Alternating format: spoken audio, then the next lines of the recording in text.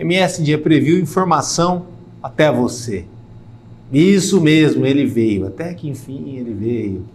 Indicação de muita gente, muito querido em Campo Grande, não só porque é daqui da terra, mas também porque fez um grande trabalho recente no Procon, é também professor universitário, é alguém para uma ótima conversa, entende muito de gestão pública, de legalidade. Eu falo nesse programa com o Dr. Marcelo Salomão, e se fosse você, ficava no vídeo.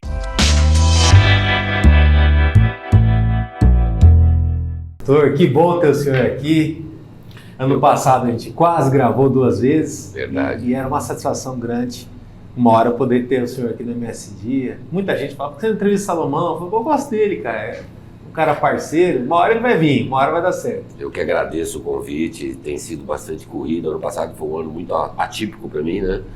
Mas eu fico extremamente honrado em participar e graças a Deus deu certo para nós tratarmos um pouco de direito do consumidor ou qualquer outro ramo da área do direito, para que a gente possa esclarecer as pessoas e as pessoas tenham em mãos aquilo que é o mais importante, a informação. Então, fico extremamente honrado e agradecido. Mas uma das conversas mais legais que eu já tive sobre Campo Grande foi com o senhor, que é um cara também nascido aqui e apaixonado pela cidade. E todo Campo Grandense ele é um pouco um saudosista, né? Isso. Daquela cidade que mudou, mas ainda conserva um pouco isso, de todo mundo se conhecer, do carinho pelo outro e tal. E o senhor falava até de forma emocionada da Campo Grande, da tua época de juventude, e ver essa cidade mudando, se transformando, e tentar manter da melhor forma possível ela com aquele ar de interior e de respeito, de ordem, né? Que depois o senhor, na tua carreira, foi mantendo isso com a própria profissão de advogado, né? Você tem muita saudade daquela Campo Grande antiga? Muita. É aquela que não volta mais, né? Não, eu sou nascido em Campo Grande, eu tenho 55 anos, nasci em 1967, na maternidade Cano Mariano. Eu também. Sou nascido lá, meus pais são campo-grandenses, meus avós são libaneses e vieram do Líbano para cá. Mas meus pais nasceram aqui, eu sou criado aqui, aquilo que você disse, né? A gente é acostumado a sentar na rua, no centro da cidade, tomar um tereré, conversar, dormir com a casa aberta, com o carro, a chave dentro da ignição. Na época, em Campo Grande, lá nos anos 70, onde eu era criança ainda, no começo de 80. O senhor morou na área central, né? Na Rua das Garças, meu pai mora ali até hoje, entre a Pedro Celestino e a Padre João Cripo, fui criado ali. Meu pai construiu aquela casa em 1971, eu tinha 4 anos de idade, e a vida inteira eu passei ali. Então, a gente ia para o colégio, eu estudava no Dom Bosco, a gente juntava uma turma de amigos, ia a pé, fazia sol, fazia chuva, não tinha problema, tomava banho de chuva no meio do canteiro, com aquela água correndo suja em cima da gente. Ali era próximo da feira. Sim, a feira central era da Brujuro Rai, né? Eu me lembro que quando tinha feira era quarta e sábado, tinha feira. E virava, né? Virava, eu ia lá, eu cuidava os carros para poder ganhar uma moedinha, alguma coisa. Eu ia na feira para brincar, para ver se alguém queria ajudar a vender verdura, porque eu morava ali do lado, eu e meus amigos, né? A gente, nossa, joguei, do lado da feira tinha um campo de futebol, de terrão. Jogava futebol, como era bom, jogava futebol. Ali onde é a igreja hoje, né? Agora é o Nigran, é a faculdade agora. Ah, sim, verdade. Onde a igreja é mais para cima um pouquinho. E aí a gente jogava futebol ali. Então a vida da gente era jogar futebol, era brincar, era ir pra rua. Era assim, Campo Grande é uma cidade muito especial, porque é uma cidade que eu falo que a minha geração, né, 55 anos, é a última geração em que todo mundo conhecia todo mundo. Todo mundo conhecia todo mundo. Então, a cidade, ela tinha o Dom Bosco, o Auxiliador, o Oswaldo Cruz. Todo mundo meio junto pro mercado de trabalho. Todo mundo ia para Afonso Pena, todo mundo comia um lanche na frente da Praça do Rádio, todo mundo ia para os mesmos bailes lá no Circo Militar, no Surian, tinha as domingueiras, todo mundo sentava na rua para tomar tereré, todo mundo trabalhava no mesmo ambiente, a gente trabalhava, minha irmã, uma vez o ex-marido dela tinha uma lanchonete lá no Oswaldo Afonso Pena, eu trabalhava lá de garçom, e aí os amigos passavam e a gente comia muito sanduíche sem pagar, quando pagava, pegava emprestado, mas era amigo. E a gente, sim, eu tenho muita saudade de Campo Grande, de 1982, 83, mas a cidade cresceu, continua bonita, só que ela cresceu, vieram muitos imigrantes para Campo Grande e a gente respeita, admira pessoas que que estão aqui, pujantes, trabalhadoras, mas a Campo Grande, para mim, não existe cidade no mundo igual a Campo Grande. Uma cidade de ruas largas, extremamente arborizada, bonita. Eu me recordo do córrego da Maracaju. Tem um córrego. E hoje tem gente que vê isso em foto, né? Tem um córrego. Quando eu trabalhei no Procon, para você ter uma ideia. Atravessava pela madeira que ficava. Isso, lá no Procon, quando eu trabalhei lá, tem uma bomba sucessora no estacionamento, porque tem uma mina, em virtude do córrego. Lá na frente do Fórum Antigo, que agora é o Secretaria de Cultura, né? Lá tinha um córrego no meio, lá chovia, transbordava os carros do Fórum. Eu me formei em 1995 em Direito e comecei a advogar, já tem quase 30 anos. E na época era uma cidade que enchia d'água, tinha problemas, mas a gente enfrentava, a gente lutava, mas é uma cidade que eu tenho muita admiração. Uma cidade que eu criei meus filhos, que eu tenho minha família aqui, meus pais, minha família inteira, então é uma cidade que é especial, sem comparação de qualquer outra cidade do mundo. Ano passado o senhor concorreu a um cargo público, né? E eu acho que era até uma ansiedade coletiva ver o senhor nesse papel, né? Porque durante muito tempo, né, eu sempre tinha uma expectativa de que o senhor é um cara consolidado, é uma pessoa de bem, é um cara que é o mesmo, estando numa função pública ou não, e em qualquer ocasião te encontrar a mesma simpatia, a mesma seriedade quando tem uma missão difícil. E aí é natural ter muitos amigos, muitas pessoas te admiram e muita gente também te cobrando isso. Você sempre falava isso, talvez um dia, quem sabe. Como que o senhor viu essa experiência, que foi uma eleição tão atípica, né? Tão baseada em polarização, e aí ficou aquela coisa esquisita? O país vive um momento diferente, vive ainda um momento diferente, e é salutar, porque é assim que a sociedade evolui, né? Eu confesso que foi uma experiência extremamente nova. Eu nunca fui candidato a absolutamente nada na minha vida. Eu sempre trabalhei. Eu trabalhei por muitos anos, até 2014, na iniciativa privada. Eu sou professor universitário, já coordenei curso, já fui diretor executivo de companhia de capital aberto, já fui trabalhar em Campinas, em Cuiabá, em Dourados, já dirigi empresas como gestor na área empresarial privada, fiquei muitos anos, mas em 2014, final de 2014, começo de 2015, o governador Reinaldo, eu estava em Dourados, eu estava dirigindo uma universidade em Dourados, me convidou para assumir um papel na Secretaria de Estado de Educação. Eu aceitei o convite, foi uma experiência também totalmente nova, eu nunca tinha trabalhado no setor público, e fui para o setor público naquele período, onde eu aprendi bastante. Trabalhei com a secretária Maria Cecília, fiquei trabalhando com ela aproximadamente 2015, uns 6 meses. Aí eu fui convidado pelo então ex-prefeito a assumir um papel na Secretaria Municipal de Educação. Eu fiquei por 40 dias ali, pouquinho tempo, depois ele saiu por um problema judicial. Mas eu fiquei um período ali como secretário de Educação do município de Campo Grande.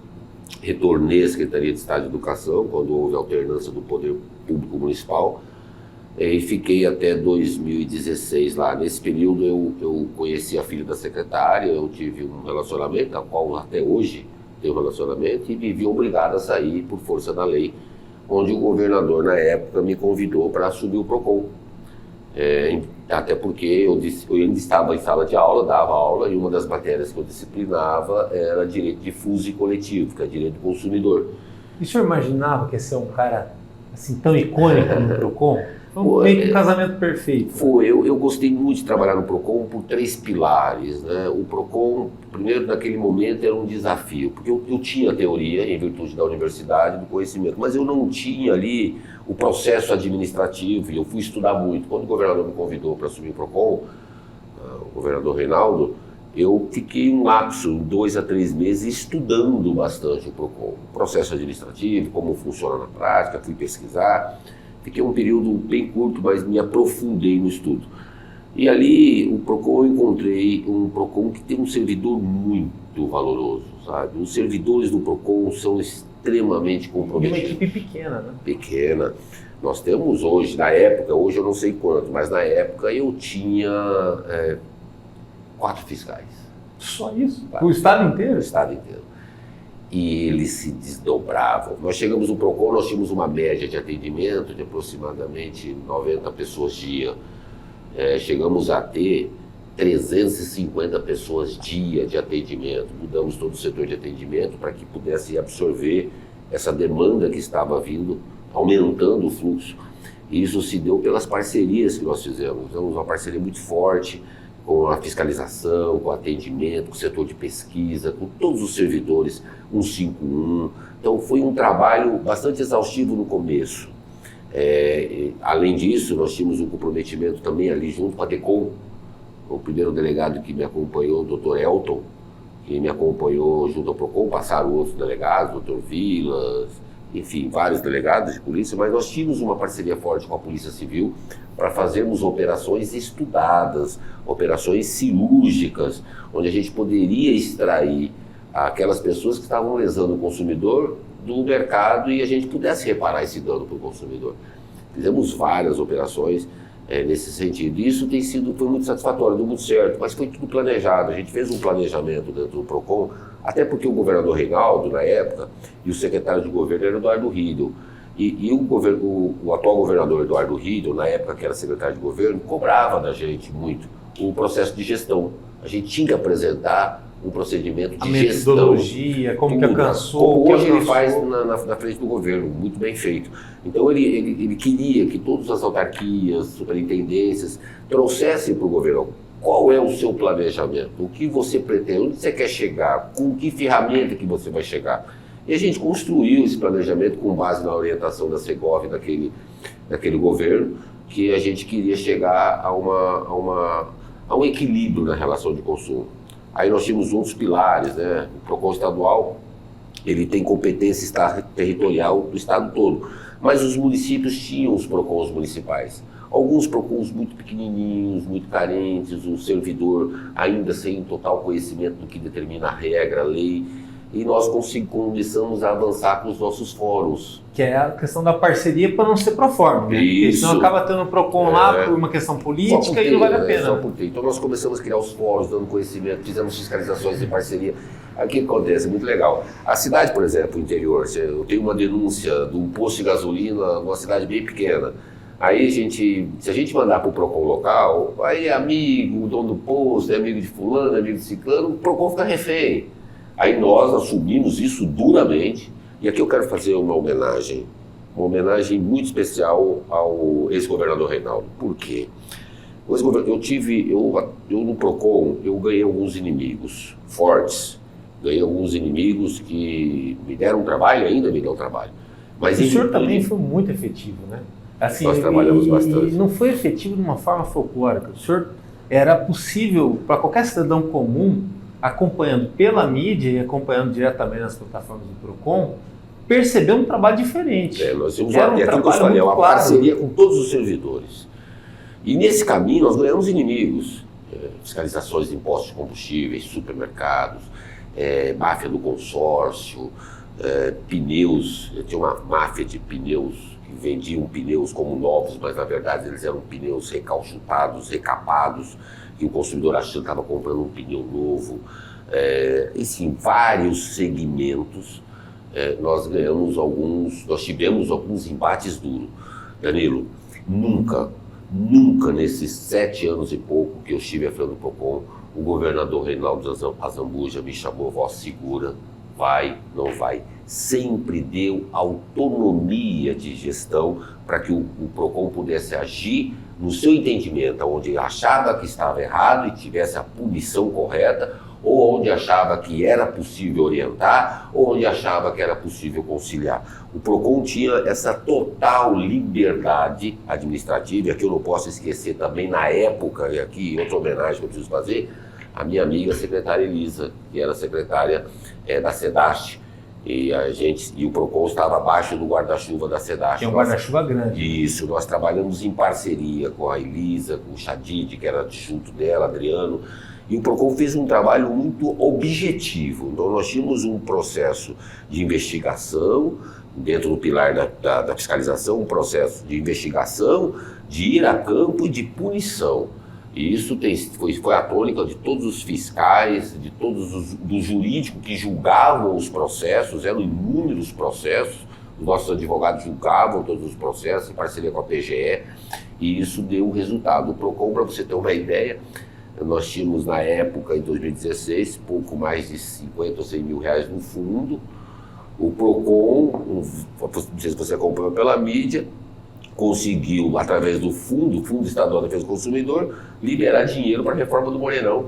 Lembro. O PROCON acho que deu 5 milhões de reais através do Fundecom, que era um saldo fruto das fiscalizações. E também cobrou o punições. Morenão com relação ao atendimento e tudo Isso, mais, né? Banheiro feminino, aquela o coisa doutor Luiz toda. Eduardo, que era o promotor da Defesa do Consumidor, sempre parceria, o Ministério Público sempre parceiro do PROCON. E tivemos vários embates. Me recordo da pandemia, então, foi algo surreal, né? Nós enfrentamos a pandemia dura, tanto em campo, questão das mensalidades escolares, que foi uma guerra dura. Olha, eu achava que os postos eram fortes, mas as escolas são muito mais fortes. Foi uma briga muito dura para que a gente pudesse tentar trazer um pouco para baixo o preço da mensalidade escolar, tendo em vista que o aluno não estava em sala de aula, estava na modalidade remota. Então, mas a gente conseguiu vários acordos positivos com o segmento, com as escolas, com o sindicato, enfim. E isso tudo é um trabalho que é em conjunto dentro da Secretaria, do governo, do governador Reinaldo, que nos ajudou muito, e também do secretário Eduardo Riedel, na época, hoje governador, também na SEDASH e aqui embaixo o órgão com os servidores. Mas que Deus nos escute, né? Que muita gente vai estar assistindo, o senhor é uma pessoa muito querida, muito competente no que faz, mas vale a pena o registro de lembrar o seguinte: num Brasil não muito distante e ainda existente em vários cantos, tem-se a cultura política da política pela política. Perfeito. E aí se invade autarquias, às vezes uma pasta que tenha poucos funcionários, e aí aquilo ali vira um lote político, né? É muito comum, a gente sabe que existe em esfera estadual, em esfera federal, em esfera municipal e tal. E aí, o que acontece? Existe, o prédio está lá, atende, mas não tem um efeito, e aí, por isso que se passa-se anos, a confiabilidade não é a mesma. E aí o senhor, sem qualquer desculpa, com a equipe que tinha, com a estrutura que tinha, porque o PROCON é um prédio acanhado ali perto da Maracaju, igualzinho que ele sempre foi e tal. O senhor foi a campo, o senhor enfrentou, o senhor fez a lei acontecer e gerou confiabilidade. Como que foi também a oportunidade que a vida te deu do feedback do consumidor? Porque esse cara é alguém machucado, é alguém às vezes descrente, é alguém que já chega ali todo arrebentado, sofrido por conta do protocolo, da coisa toda, sendo que a gente sabe que muitas vezes a lei permite, né, essas procrastinações para se resolver e até coloca as empresas de uma forma até desumana, porque é tão fácil às vezes resolver uma demanda e não se resolve. Eu sei que eu na minha carreira como jornalista também cheguei a cobrir direito do consumidor e às vezes fazendo esse intermédio, né, ali no papel da matéria, de um lado e do outro, eu deixava muito claro, eu falava, olha, tão fácil resolver isso. É um caso que vai ficar tão feio se vocês não resolverem e tal. E o PROCON faz esse papel, mas também coloca a questão de falar assim, eu não posso também só conversar, eu tenho que ir a campo e colocar... A prioridade era aquela naquele momento. Sim, e comida estragada, por exemplo, que é uma coisa que o senhor sempre... Não dá para brincar com isso. Isso é crime, na minha opinião, humilde opinião, é crime, é um ato criminoso. Mas a ideia original naquele momento, lá no começo, era fazer com que a sociedade acreditasse no órgão. Para poder valer a conscientização. Justamente.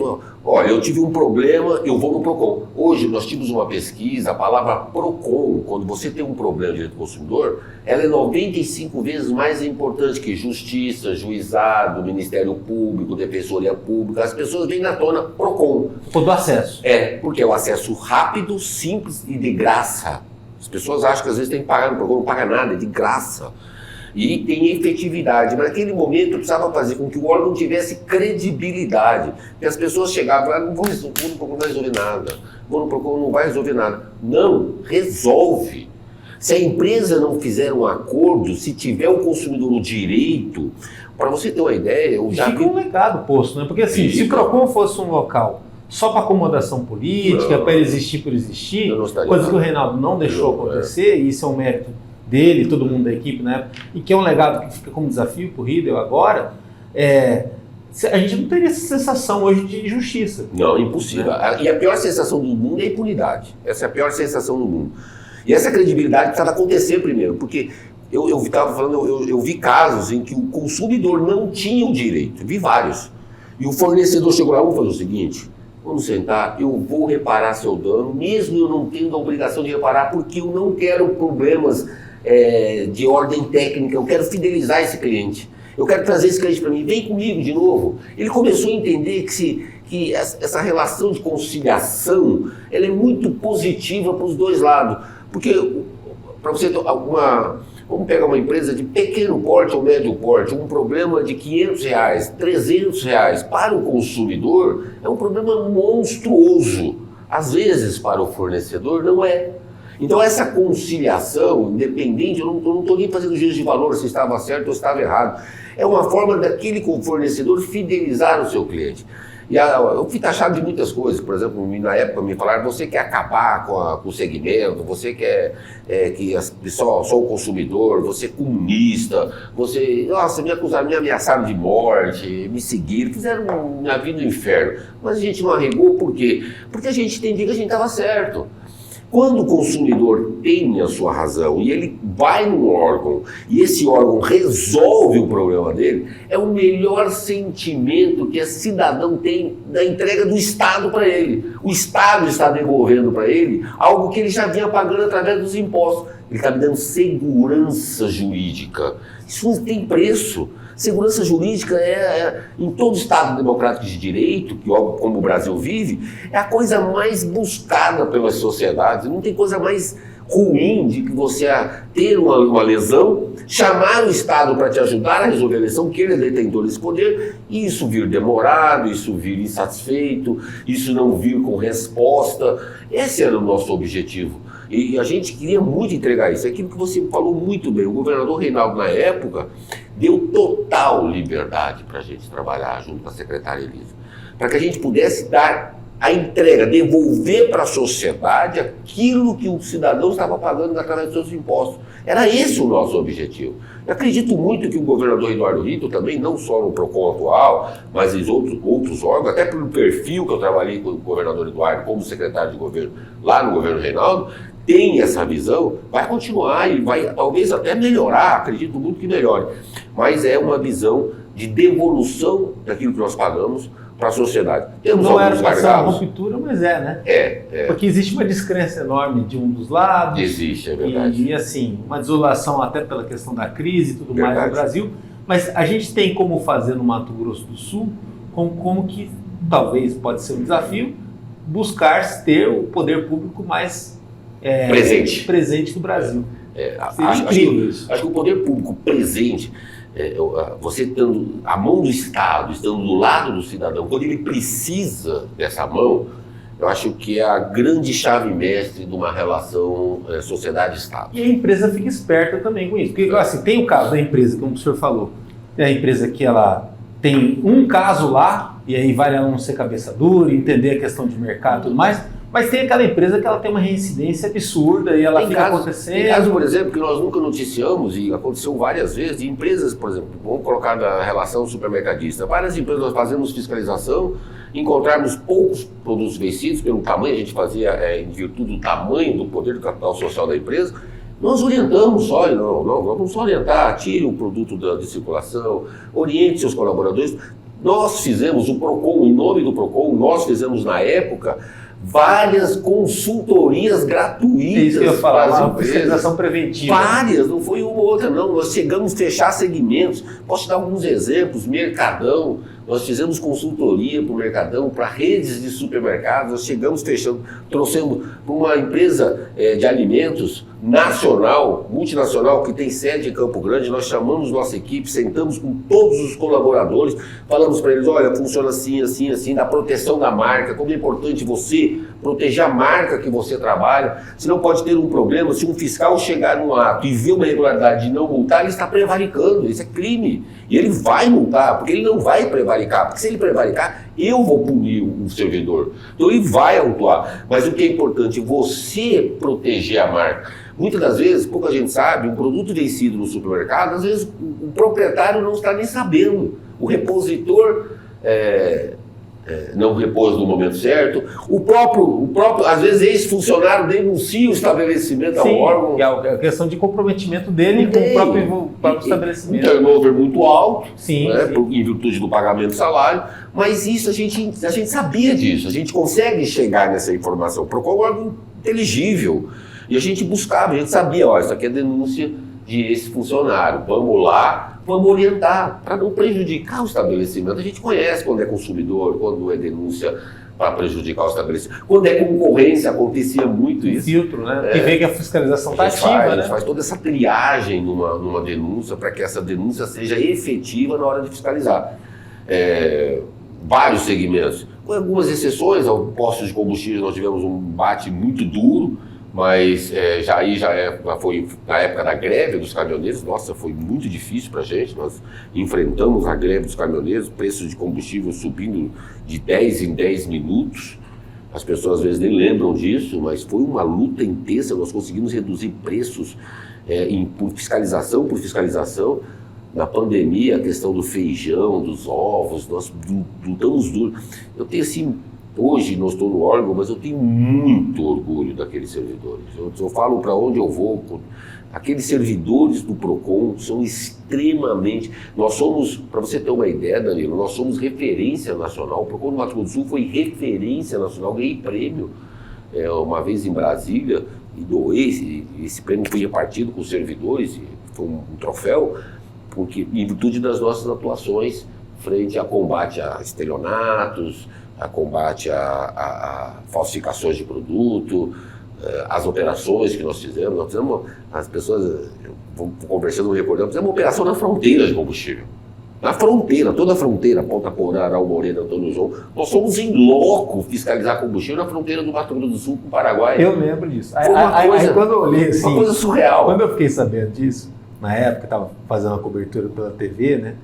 Eu falei, não pode. É que o pessoal pensa que ele é só advogado. Ele também dirige moto. Tem um colete no peito, foi demais. Esse cara é diferente, ele é meio arrojado e tal. Mas tudo tem limite, né? Tudo caso deu certo, né? E aquele momento, aquela coragem era necessária. Mas o que me chamou também muita atenção é que isso não era só do senhor, né? E isso era transmitido até para outras pessoas, e aí virou meio que uma onda. O fato do senhor ser um professor, e quem é professor é para a vida inteira, o professor é um influenciador, ele tem que ganhar a sala de aula, ele tem que ganhar uma multidão, ele é um orador, ele é uma referência, ele é uma autoridade, ele é o cara da punição, mas ele também é o cara do abraço. E ajudou até que ponto nisso no PROCON? Porque assim, vocês botaram uma turma aguerrida na rua, aguerrida no prédio, né? Mas ao mesmo tempo não era uma turma chata. Era uma turma que conseguia convencer. E isso é muito difícil, porque no mundo de hoje tudo é 8 ou 80, né? Ou é aquele aguerrido que é radical e tudo mais, ou é a turma da leniência.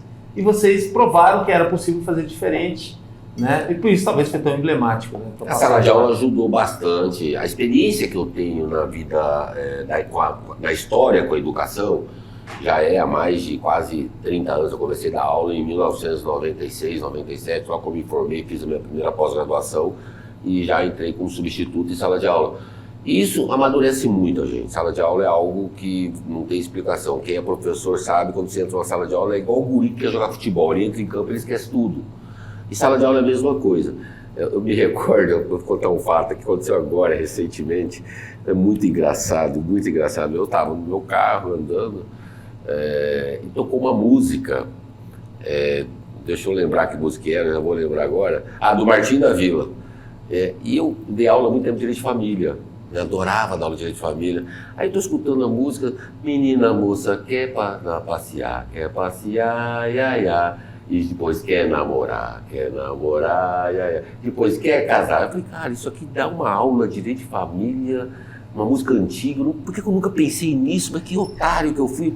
Eu vou criar um vídeo para mostrar para a sociedade como é legal a evolução da família, como que era o divórcio de divórcio. Então o professor é mais ou menos isso. A gente nunca tira da gente esse sacerdócio. Tá com a cabeça o tempo todo. No carro andando, e nem estou em sala de aula mais agora.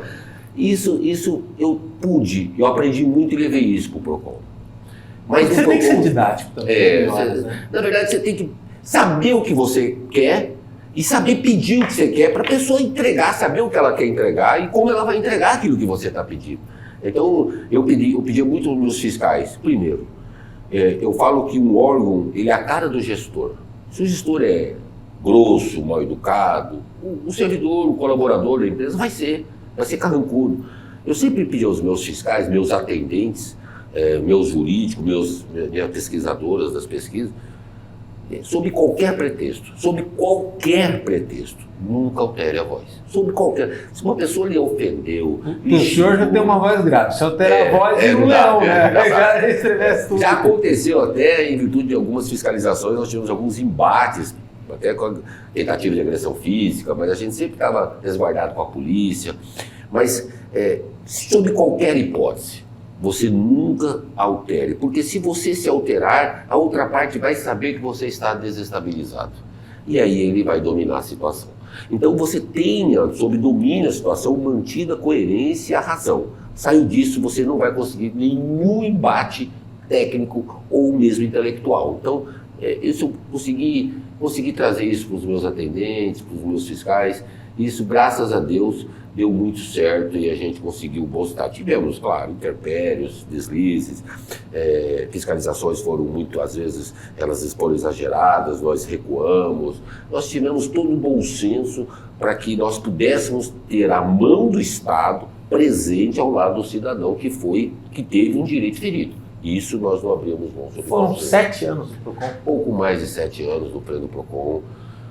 Foram anos de bastante trabalho, gostei muito. Dos quais 2 com a pandemia, né? 2 com a pandemia, 2 anos com a pandemia, é verdade. 2 anos de pandemia. E nós trabalhamos, fizemos parceria junto com o PROCON de Campo Grande, com um grande PROCON muito importante para a nossa cidade.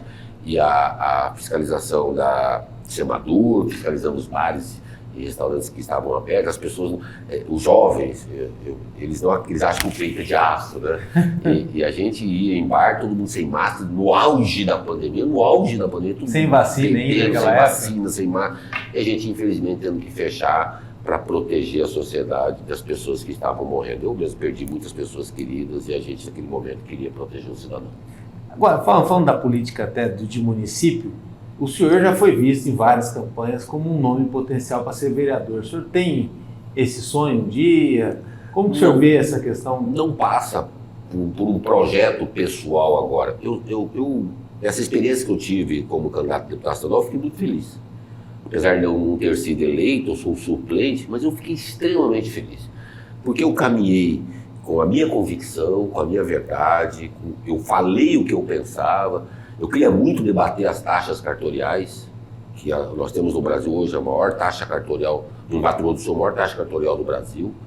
Hoje as pessoas estão indo para fora do estado, para a escritura. Que é uma perda, né, para uma muito grande. Eu queria muito levar esse debate para a Assembleia, em primeiro momento. Tinha outras ideias, a questão, eu tenho um filho especial, a questão dos surdos, que não tem uma política de proteção para os surdos, e os surdos são extremamente...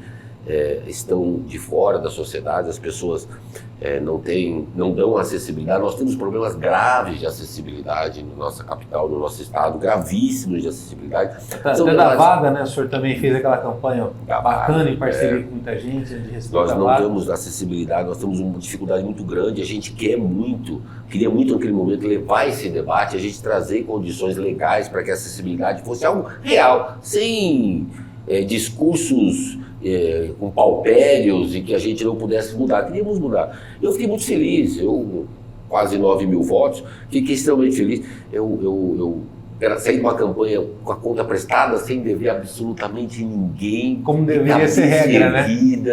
Gastei pouco, o dinheiro que eu gastei foi o dinheiro que eu ganhei do partido. O governador cumpriu comigo tudo aquilo que ele me prometeu. Olha, o partido vai te dar isso e você vai trabalhar com isso. Muito obrigado, tenho muito orgulho, não tenho nenhuma mágoa com relação a isso. Agora, ser candidato novamente passa por uma reflexão mais profunda. Eu confesso que eu não tenho o âmbito, o ímpeto de ser candidato a vereador, até pelos projetos que eu tenho em cabeça para discutir, para melhorar o nosso estado. Mas ao mesmo tempo o senhor tem a noção que para o cidadão ele olha para o cenário, ele vê, ele quer coisa nova, ele busca renovação, ele vê que o senhor é uma pessoa legal, um cara com serviços prestados, um cara querido, ficha limpa. É Isso normal importante. também você ir na padaria, ir no shopping, em qualquer As lugar. pessoas me e cobram todo mundo bastante. te cobra. Cobram bastante. Mas você cobra até na frente da família, né? Fala Cobra, assim, até a "Opa, família cobra. Tem uma que papai da família tem que sair. Eu falei, não, calma, deixa eu cuidar da minha vida, deixa eu trabalho hoje na Porque não é Casa fácil Civil. também, né, conciliar as coisas. né? Não, eu quero ajudar o governador Eduardo Rio, eu trabalho na Casa Civil, tenho minhas coisas pessoais. Eu gosto muito de projeto, eu gosto de projeto. E eu sou um cara assim, eu sou fiel ao projeto. Se eu faço um projeto, pode acontecer o que for, eu não mudo meu projeto. Porque eu tenho um planejamento do projeto. Eu não tenho ainda projeto para disputar qualquer cargo eletivo aqui na capital, na próxima eleição. Não tenho projeto nenhum. O que eu quero muito, eu tenho algumas conversas de candidatura a prefeito, tenho um grande amigo que está como talvez será ou não será, mas eu gosto muito, que é o Beto, gosto demais do Beto, uma menina inteligente, competente, extremamente pujante, mas a gente tem que ainda amadurecer essas ideias. Que já foi prefeito, né? Foi prefeito de Terenos. Bem avaliado também. Pensar em Campo Grande, aquilo que eu tenho uma admiração muito grande pelo governador Reinaldo. O governador Reinaldo foi um cara que pensou o Estado quando ele foi candidato. É um cara que eu lembro que ele fez pensando no Mato Grosso do Sul. É isso que eu ia falar. Hoje, quando ele sai, está tudo mais tranquilo, né? Ainda mais que foi o primeiro a fazer um substituto, né? Na história, né? Tal. Parece é o filme com um final feliz, né? Que aí você assiste, vai ver o filme e tal, beleza. Mas o começo foi Então, cada solavanco. 2015 o Estado não tinha dinheiro. Então, Reinaldo teve coragem. Mais de 100 obras paradas. O cofre estava vazio. Ele teve coragem de mexer na Previdência, teve coragem de mexer nos depósitos judiciais, ele teve coragem de segurar um pouco o servidor. Mas olha só, eu me lembro muito bem, inclusive nós, nas conferências dos PROCONs no Brasil, o Mato Grosso do Sul era um dos pouquíssimos estados que nunca atrasou a folha, nesses 8 anos. A folha em dia. E nós tínhamos estados ricos, como o Rio Grande do Sul. 2016, 2017. Tinha 4, 5 folhas atrasadas. 4 ou 5 folhas atrasadas. Tinha virado ano, as pessoas não tinham recebido 13º. Nós aqui, com toda a crise que nós tínhamos, nós estávamos com a folha de pagamento em dia. Aí o senador fala, mas não faz mais que obrigação. Naquele momento era difícil. O recurso estava muito curto e o governo não tinha investimento de capital de fora do Estado. O governador sereno. Eu tenho uma admiração muito grande pelo Reinaldo, assim, como gestor. Sereno, calma, nós vamos sanear as contas. Chamava a gente, e isso tem mão do Eduardo Riedel, porque na época o Riedel foi o pensador do governador para manter a gestão do Estado. E não faz sem austeridade, né? Não, é uma não coisa faz, também que o povo não não gosta, mas não assim, faz. sem austeridade Às você vezes não um dá remédio conta. amargo, que o cidadão não gosta, mas olha depois, o governo tem obras nos 79 municípios, nos 79 municípios. O governo mostrou competência. Concluiu todas as obras que recebeu de legado. Se eu passei ali em Dourados, logo depois de Dourados, um hospital, um grande hospital de Dourados, coisa mais linda do mundo. Então, eu acho que a gente tem que começar a valorizar bons gestores. Isso é importante. As aventuras, elas são bacanas, alternâncias, mas elas podem deixar um legado negativo muito ruim para o lugar que a gente vive. E eu estou falando de Campo Grande, é um lugar que a gente mora, que a gente quer bem, que a gente gosta, uma cidade que a gente quer ver a rua arrumada, a gente quer ver os fios deixarem de ser pendurados. E aqui eu não estou fazendo uma alusão nem crítica à atual gestão, ao contrário, ela pegou também, a atual prefeita pegou o município também, de uma forma que eu não conheço os números, então eu vou ser leviano se eu falar. Não deixou de ser uma transição de poder, né? Justamente. Mesmo sendo vice, pegou a cidade com dificuldade terrível. É uma transição de poder porque ela trocou toda a gestão de pessoal, né? Precisou fazer isso. Precisou fazer isso. E está caminhando para que a Campo Grande seja melhor. Então existe. Demorou quase um ano para equilibrar, perfeito, né? Um pouquinho. É muito difícil. É muito difícil.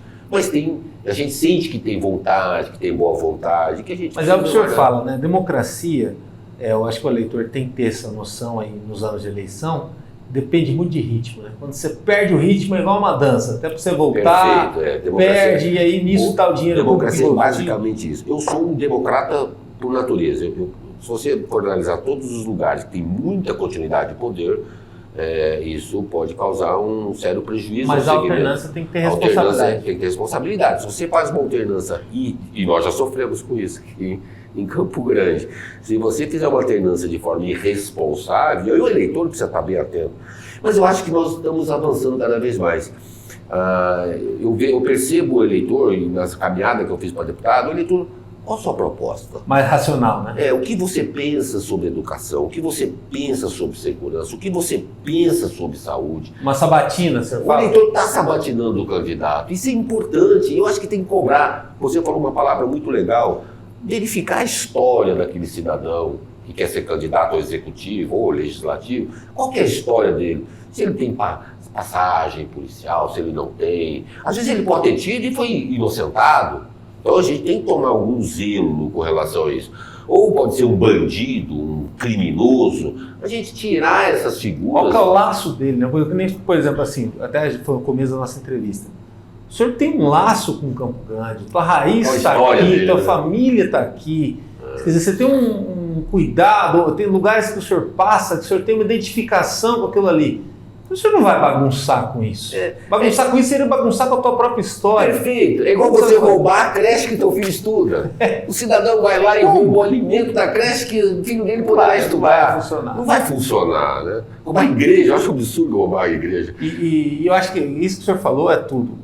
O maior remédio para efetividade ou para anticorrupção é isso, né? O amor pelo que você faz e por onde você está. Porque assim, esse é um cuidado muito grande, e tem acontecido com Campo Grande, também sem trabalhar nomes e tal, às vezes de vir gente da Lua, né? Só vem da Lua, vira vereador aqui, vem da Lua, vira cargo no executivo, isso, tudo mais. E aí, aquele sentimento daqueles 3, 4 meses... Às vezes vai na onda, né? De um determinado tudo mais. emblema. Complicado isso, porque o que acontece? Às vezes, quem tem raiz aqui, às vezes não precisa nascer aqui, mas às vezes é um campo grandense de coração, tudo mais, que seja. Mas assim, essa pessoa precisa ter um mínimo de vínculo com a região, com a terra. Ter senso e responsabilidade. Isso, para poder ter o senso. Quando você vai administrar um estado, uma cidade, quer seja Campo Grande, quer seja Terenos, você tem que ter noção de que aquele dinheiro não é seu, é como se fosse sua casa, você tem que administrar aquilo, fazer o melhor para os seus filhos, para a sua família. Seja pouquinho ou muito, né? Quem são os seus filhos, sua família? Todos os munícipes, todos que moram lá. Você quer coisa pior hoje? Um dia eu passei na rua, vi uma mulher numa calçada de barro, num ponto de ônibus, que tinha um poste. Chovendo. Em 2023. Quer dizer, não é concebível isso. Nós temos que analisar, repensar essa questão do transporte público, ver como que funciona. Eu não estou fazendo uma crítica aqui a nenhuma... Mas o senhor chegou a trabalhar também esse debate, né? Por causa da questão da qualidade, e é uma coisa assim que acho que qualquer pesquisa de rua aponta uma insatisfação gigante. Fizemos vários debates duros com eles, nós entendíamos que ali, e era competência do PROCON, na época que eu estava pelo PROCON, a qualidade do serviço, que o consumidor pagava por aquilo. Nós temos problemas graves que nós temos que debater isso, mas é debater e tirar do debate e colocar na prática. Fazer projeto, olha, é possível fazer isso, é possível fazer aquilo, é possível fazer isso. Nós temos que trazer mais empresas para fazer a competitividade. Eu acho que a competitividade ela é fundamental para o sucesso do negócio. Porque se você tem um monopólio, o monopólio é a pior coisa do mundo. Vou te dar um exemplo. Eu vou falar nome. Nós temos um monopólio do combustível no país chamado Petrobras. E foi na telefonia, lembra? Na telefonia. Olha só, vou dar esse exemplo. Quando nós tínhamos um monopólio no setor de telefonia, nós tínhamos um caos no sistema. Depois que quebrou-se isso e trouxemos várias empresas, se você não está contente com a empresa A, você vai para a empresa B. Hoje no Brasil nós temos um pseudo-monopólio no combustível. Fizemos no Brasil, não estou falando no Mato Grosso do Sul, não, no Brasil, que é o direito do monopólio da sua excelência Petrobras. A Petrobras dita a regra de forma unilateral nos preços de combustíveis no Brasil. O governo tenta brigar, reduzir encargos, reduzir impostos, mas a regra é dela, e com a desculpa de que ela precisa entrar no capital internacional. Perfeito, nós temos que sanar a empresa. O governo federal é sócio de 51% das ações da Petrobras. Então, 51% das ações da Petrobras do governo federal é de todo cidadão brasileiro. Nós temos que dar prioridade ao cidadão brasileiro e não ficar refém de acionistas. Dos 49% dos acionistas, mais de 80% é na mão de empresas de fora do Brasil. Às vezes até de concorrente. De fora do Brasil, que o dinheiro não vem para cá, o dinheiro vai embora. O dinheiro não fica aqui no Brasil. Desses acionistas que são grandes acionistas que são pessoa física ou jurídica que estão lá em outros países. Nós temos que repensar esse modelo. Nós temos um problema grave de refino. Nós temos grande produção de combustível no Brasil. Eu estudei muito sobre isso. E não temos um parque de refinaria autossustentável para o mercado interno. Por isso que nós temos um combustível caro. E é caro fazer parque de refino. Que influencia no alimento, tudo. chega na mesa, Influencia no plástico, que é de petróleo, no supermercado, influencia tudo. Então nós temos que repensar esse modelo. Mas isso é um debate nacional. E que acho que os nossos grandes políticos na esfera federal têm que enfrentar para que a gente possa melhorar a vida do cidadão aqui embaixo. A vida do cidadão aqui embaixo tem que ser mudada, mas com efetividade, sem demagogia. Agora, esse Salomão Aguerrito, briguento, né, professor, tal, é um cara de coração mole e que, até também fazendo jus a outra parte da tua vida, que é do pessoal da moto, sempre foi ligado a trabalho social e a ajudar o pessoal que é o mais vulnerável, que às vezes está sem a comida na mesa, tudo mais. O que a gente pode avançar também quanto a isso, né? Porque essa desigualdade é meio que uma marca do nosso Brasil, está em todo canto. O Mato Grosso do Sul tem tentado enfrentar isso com algumas políticas concatenadas aí, né?